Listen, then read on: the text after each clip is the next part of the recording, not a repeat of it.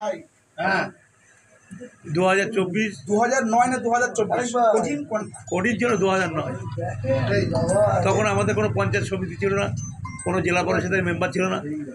আমার প্রতিকূলতার মধ্যে অনুকূল অবস্থা তৈরি করতে হয়েছে এবং আমি বিশেষ করে সেই সময় দাঁড়িয়ে তখন আমি খুব অস্বস্তি বোধ করেছি যে আমাদের এই তো সংগঠনের হাল। তবে কংগ্রেসের অসিত মজুমদার, কাজী আব্দুল গফফার, তারা যেভাবে আমাকে সাহায্য করলো আমি তাদের কথা কোনোদিন ভুলতে পারবো না। আর আজকে আমার প্রার্থী ঘোষণা করায় আমি দিদিমণি, আমি তাকে মায়ের মতো দেখি।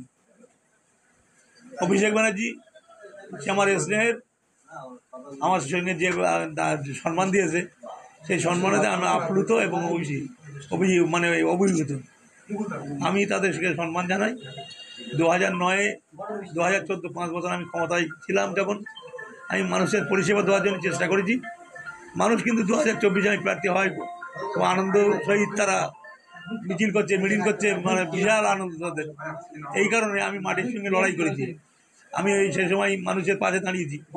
আইলার সময় মানুষের ধারে ধারে গিয়ে আমি রিলিফ পাঠিয়েছিলাম। আমার বিশ্বাস বসিরহাটের মানুষ অকৃতজ্ঞ না, বসিরহাটের মানুষ সম্পূর্ণভাবে আমাকে ভালোবাসে। কোনো হিন্দু মুসলমান না, সমস্ত সম্প্রদায় আমাকে যথেষ্ট ভালোবাসে। হাজী নুরুল ইসলাম এই নামটাই কি বসিরহাটের জন্য যথেষ্ট? যথেষ্ট। আর তার উপরে আমার মমতা ব্যানার্জির আশীর্বাদ আর অভিষেক ব্যানার্জির স্নেহ। দেখুন, গত লোকসভায় 4 লক্ষের অধিক ভোট জিতেছিলেন নুসরাত জাহান। তো এবার আপনার ব্যবধানটা কত হবে বলে আপনি মনে করছেন? মানুষের আশীর্বাদ পাইলে তখন বোঝা যাবে কতটা পাইছি।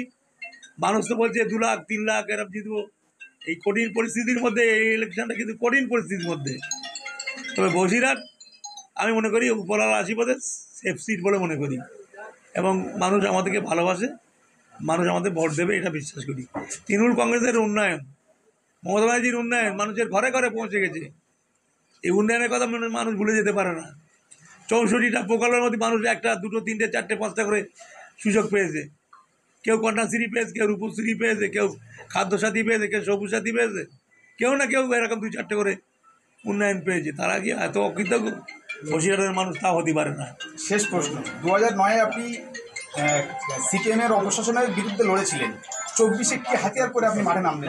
সাম্প্রদায়িক বিজেপি, তার বিরুদ্ধে আমাদের লড়াই। ঐক্যবদ্ধ ভারত চাই, ভারতের ধর্মনিরপেক্ষ রাষ্ট্র, সেই রাষ্ট্রে পরিণত হোক কংগ্রেস অবিজেপি একটা সরকার হোক এবং সেই সরকারের নাম হোক ধর্মনিরপেক্ষ সরকার। ভারতবর্ষের মানুষ শান্তিতে বসবাস করে, এটাই আমার কামনা। এবং পশ্চিমবাংলায় যে শান্তি বিরাজ করছে সেই বিরাজই করবে মমতা ব্যানার্জির নেতৃত্বে। আপনি কবে থেকে প্রথম প্রচারে নামছেন যদি একটু বলেন? কালকে থেকেই নেমে যাব। আমাদের মাটি বসানো আছে ফল।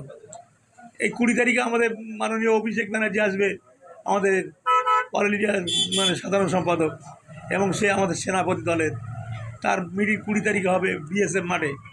আমরা চাইব সকলের কাছে আমাদের আহ্বান যে অভিষেক ব্যানার্জির মিটিংটা যাতে ফলপ্রসূ হয়, যাতে জমায়েতটা ভালো করতে পারি, সেটার উপরে আমাদের লক্ষ্য থাকবে।